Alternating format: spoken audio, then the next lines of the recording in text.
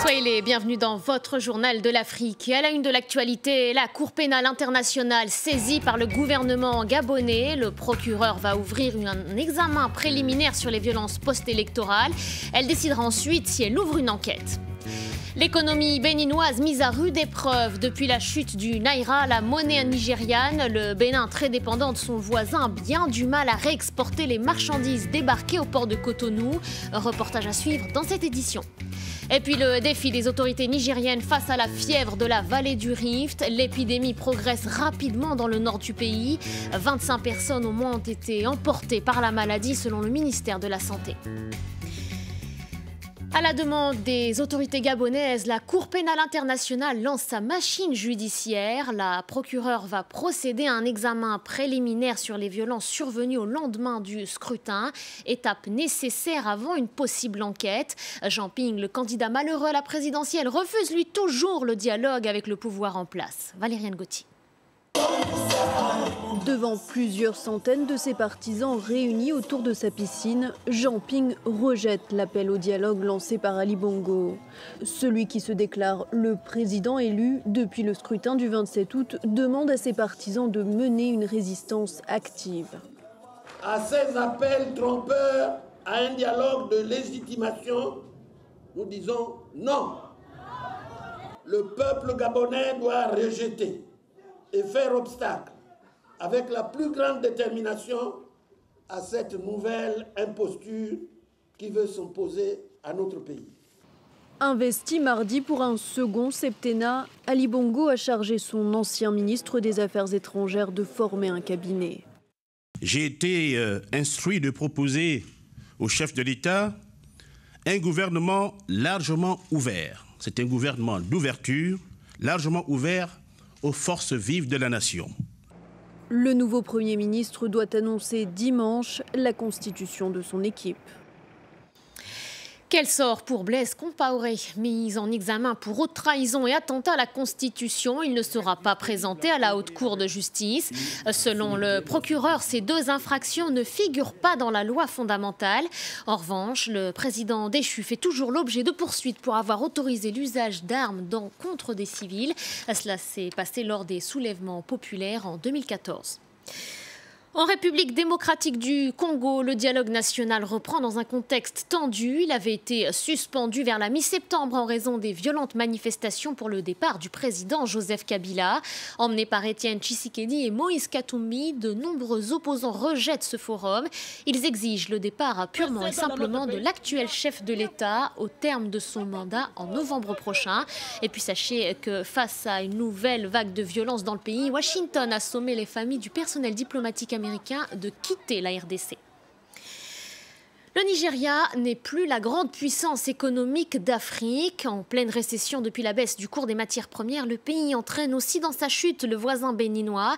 La filière des véhicules d'occasion importés d'Europe ou encore des États-Unis en est la première victime. Reportage à Cotonou d'Emmanuel Soji et Fiacre Kinou. Dans cette école privée, réputée comme l'une des meilleures du Bénin, les classes sont quasiment vides depuis la rentrée. Habituellement, ce sont 800 étudiants nigérians qui suivent les cours de management ou de technologie.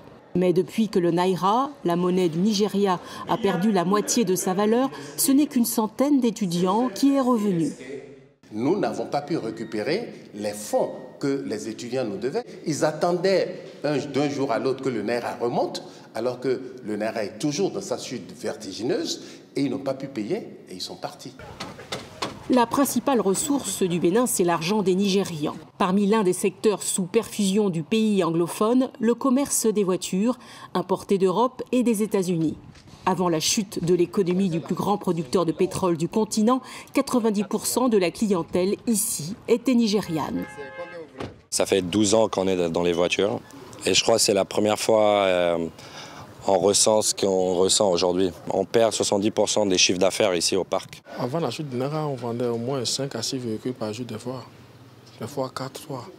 Mais maintenant, si tu vends un dans un mois, il faut remercier Dieu. L'effondrement du secteur de la réexportation des automobiles a fait perdre à l'État béninois un peu plus de 45 millions d'euros de recettes douanières en un an. Et c'est le double si on comptabilise toutes les autres marchandises réimportées vers le Nigeria. La situation que vit le Nigeria aujourd'hui risque de perdurer. Donc le Naira risque de se stabiliser à un niveau extrêmement faible. Or, le franc CFA est une monnaie non flexible, dont le taux est défini une fois pour toutes à travers l'euro.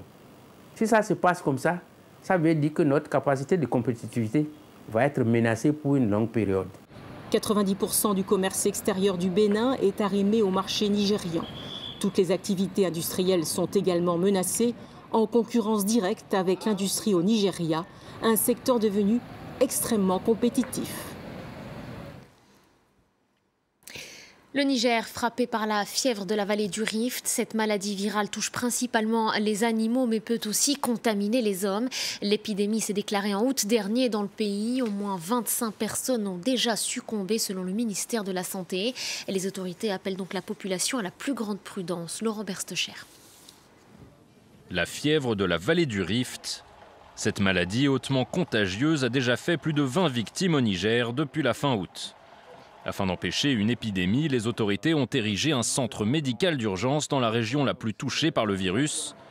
Le gouvernement s'est également associé à l'ONG Alima, l'Alliance pour l'action médicale internationale, afin de créer des cliniques mobiles dans les villages où l'accès aux soins est souvent limité. Au début, tout le monde croyait qu'ils avaient le paludisme et ils se soignaient avec la médecine traditionnelle. Heureusement, l'ONG Alima est venue et nous a beaucoup aidés.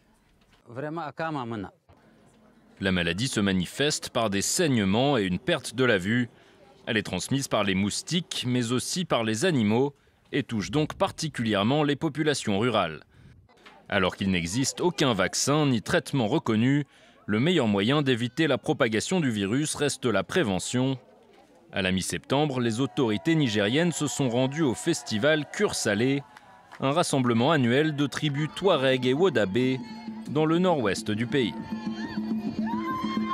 Et nous avons profité en tout cas des jours de festivité, cette festivité qui regroupe vraiment le peuple pastoral pour faire passer des grands messages par rapport à la prévention de cette maladie. Le ministère de la Santé nigérien a également publié une liste de bons procédés à suivre pour éviter la contamination. Il recommande entre autres de bouillir le lait cru avant de le boire et de bien enterrer les cadavres d'animaux. Les étudiants sud-africains ne décolèrent pas. Après l'annonce du gouvernement il y a une semaine d'augmenter les frais universitaires, ils sont des centaines à investir les rues tous les jours. Du Cap à Johannesburg en passant par Pretoria, les étudiants se mobilisent pour une éducation gratuite. Écoutez ces quelques réactions sur place. Nous sommes ici pour exiger que les entreprises cotées en bourse à Johannesburg veillent à ce que 400 d'entre elles fassent un don afin qu'aucun d'entre vous n'ait à payer ses frais d'inscription à la fac l'année prochaine. Nous sommes ici pour demander l'éducation gratuite, parce que sans ça, certains parents ne peuvent pas payer les frais d'inscription. Donc nous avons besoin de la gratuité pour pouvoir poursuivre nos études. Et puis, si vous êtes un adepte des réseaux sociaux, Facebook se met au peul. 25 millions d'Africains parlent cette langue. Facebook se décline désormais dans 101 langages, dont 7 langues africaines. Après sa visite sur le continent en septembre dernier, Mark Zuckerberg, le fondateur du réseau social, semble décidé à renforcer sa présence sur place. Voilà, c'est la fin de votre journal de l'Afrique. L'information continue sur France 24.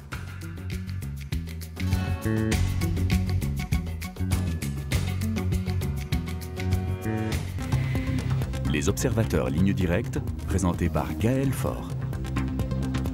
Dans ce nouvel épisode des observateurs Ligne Directe, nous partons à Bangalore pour rencontrer notre observateur Tanguy.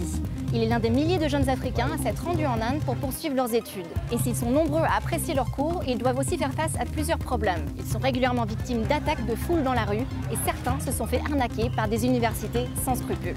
Les observateurs Ligne Directe, à voir sur France 24 et sur france24.com. Here at France 24, we even have more nationalities than there are in the European Union. From hours before the crack of the Parisian dawn, we're up and about to bring you the overnight world-breaking news. En plus de ça, on prend de l'avance en vous parlant de l'actualité qui fera la une de vos journaux prochainement. France 24, c'est 27 signaux satellites pour 180 pays dans le monde, en français, en anglais et en arabe.